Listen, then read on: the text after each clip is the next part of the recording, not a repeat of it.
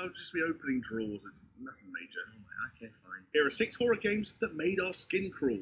Right, Jamie, let's kick things off with the spiritual successor to the Resident Evil series from the creator of, well, the Resident Evil series.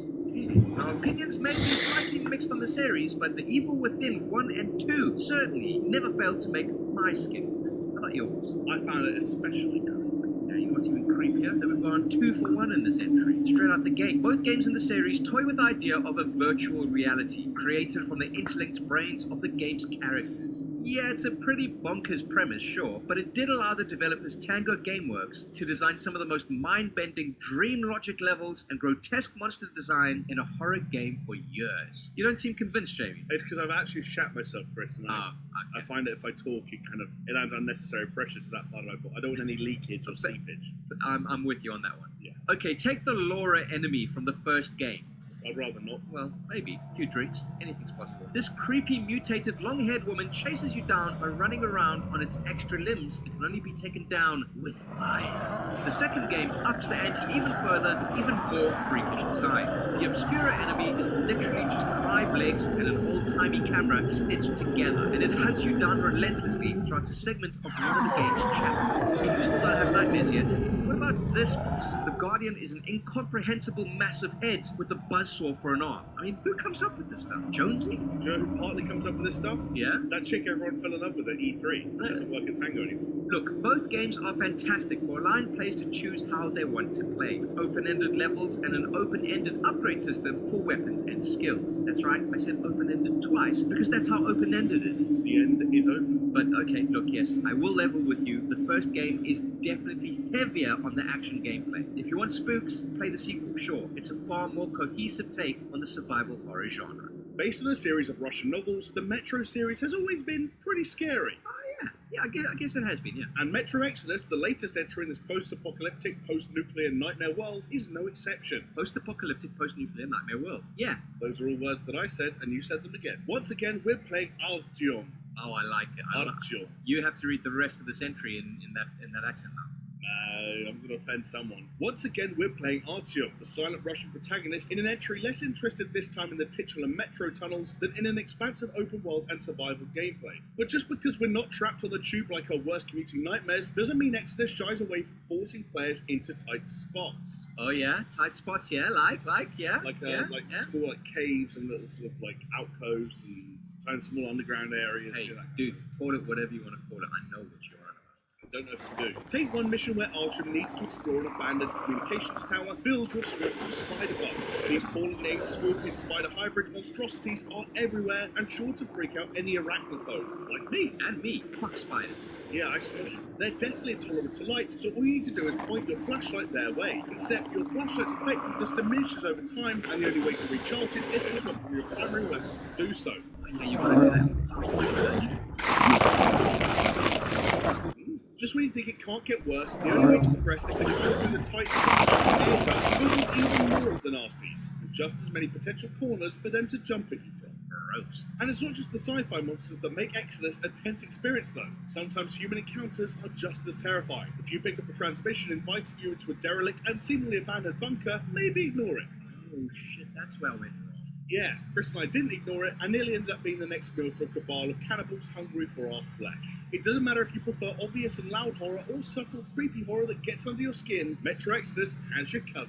Made by the developers behind Amnesia: The Dark Descent, Soma is a psychological horror that takes place in the not-so-distant future aboard Pathos 2, an underwater research facility. Chris, ask me how much I love Soma. How much you love Soma, James? So much. That's terrible. Humanity is wiped out entirely when a comet impacts Earth and the only survivors exist aboard Pathos 2. Except those survivors are a mixture of, well, robots that believe they're human and genetically engineered mutants, created by the laboratory's artificial intelligence in an attempt to preserve humanity from extinction. A little bit of a spoiler there. I should have given you a spoiler warning before.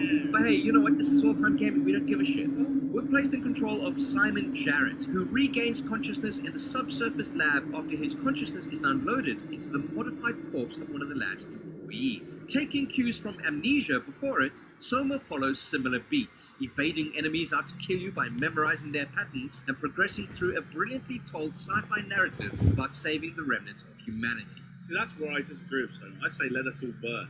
Yeah? Let humanity burn. To the ground. We're fuck-ups, really. Soma scratches a deeper, more existential horror itch than Amnesia's gothic jump scares, asking players to question their own humanity or what sentience even is. And what might be scarier for some is that the game's entire scenario could plausibly play out one day in the future. And hey, if that isn't chilling to you on some level, I don't know what is, you heartless monster. Up next on the dock, 2 more nautical-themed horror games. Oh yeah, Doc, I see it. Yeah? Yeah, what's up, Doc? Oh. Layers of Fear 2 and Under. Under? Yeah, just one word, Under. Anyway, Chris, they've left me wondering, what is it with horror games and the Deep Blue Sea? No, not the movie, the actual Deep Blue Sea. Yeah, I gotcha. I'm not so uncultured. Layers of Fear 2 is actually pretty similar to Soma in terms of gameplay. Both are first-person psychological horror titles, but whereas Soma is a distinctly sci-fi story, Layers of Fear 2 is a surrealistic nightmare about an actor invited aboard a cruise ship by an enigmatic director as the lead in his upcoming movie. Ah, so it's Titanic 2. Think Titanic is the ring. Of course, this isn't how any of these things play out, as there wouldn't really be anything scary about them. Yeah, This is a scary game. I jumped. You're the only actor aboard the ship, with numerous creepy mannequins dotted around as your acting partners. Your positioning and movement instructions are drawn over the floors and walls of the cruise liner, and just as you're slowly, intently following them to progress the story, bam! Something's just moved in the corner of your vision and scared the bejesus out of you. Always happens, doesn't it? Always. In this case, multiple times. Are you going mad, or are those mannequins coming to life?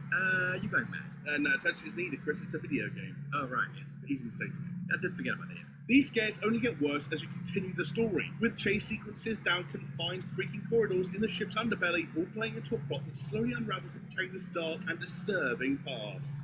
Like all actors, really. If none of that scares you, give the indie title Under a look. This one also takes place aboard a ship, only it's sinking. Oh, much better already. Yeah. Yeah. As you try to escape before you drown, the PTSD of our main character, a World War I veteran, comes back to haunt you alongside a number of malicious entities. Right now, only a demo exists, but the game is due out for release later this year, so it's worth keeping an eye on. Yeah, don't say we don't do anything for you, alright? Yeah. We're giving you a heads up. Releasing at the start of 2019, Resident Evil 2 Remake turned out to be one of the best and spookiest games of the year. I mean, it had big shoes to fill, with the PS1 original being considered one of the greatest entries in the series, but that version has been showing its age for a good 20 years or so. Hey, I'm 26. So am I showing my age? Yes. That's not how it works. I wish you put your age away. With this remake, Capcom have viscerally reimagined the gruesomeness of a city-wide zombie outbreak in all its gory, high-definition glory. Yes, that's right, gory glory. Hallelujah. Getting even remotely close to the rotting, shambling corpses of the undead in this reimagining is enough to make us seriously uneasy. Despite the franchise returning to slow, shuffling zombies, every enemy here is a threat. The bullet sponge zombies meant we had numerous close calls simply because we ran out of bullets. The liquor zombies crawling through Raccoon Police Department's halls still haunt our nightmares as well. I mean, they're incredibly fast, incredibly deadly, and incredibly irritating to put down. Enough about Jonesy, Chris. Let's talk about the... Alright, back to the game. Back to the game, alright. Jonesy aside, you want to know what made my skin crawl the most? The sounds of Mr. X's footsteps echoing around the police station as he constantly hunts you down in the game's opening hours. Knowing this oversized trench coat and fedora wearing edgelord could only be stunned and not killed meant we ran away from him every single time. Oh, and we don't want to give too much away, but the mutation the game's main antagonist, William Birkin, goes through are downright disgusting to look at. Those alone are enough to scar anyone for life, really. What are you waiting for? Something you can't turn down. Yeah, jump right in. From one virus-based horror to another, here comes Pathologic 2 to prey on all the hypochondriacs around the world. Unlike Resident Evil, where the virus just features as set dressing to get the story going, in Pathologic 2, it's a central gameplay feature. After the chief doctor of your local town dies, it's up to you to cure the plague-afflicted townsfolk as best you can. Except it's not that simple. Nah, never is. Like algebra. The town is basically falling apart because of this plague, and you need to try and save as many people as possible over the game's 12-day window of time. On top of this, you'll need to manage resources, both to create remedies and to make sure you have enough to eat, drink, and stay healthy just to survive. The setting of Town on Gorkon is probably what makes the game as creepy as it is. It's a bizarre, dreamlike blend of early 1900s Russian life and an almost medieval-style village. Townsfolk participate in bizarre customs and rituals, often donning strange outfits and masks. Pathologic 2 is basically a playable David Lynch film. Say no more. Yeah, it actually sounds pretty great.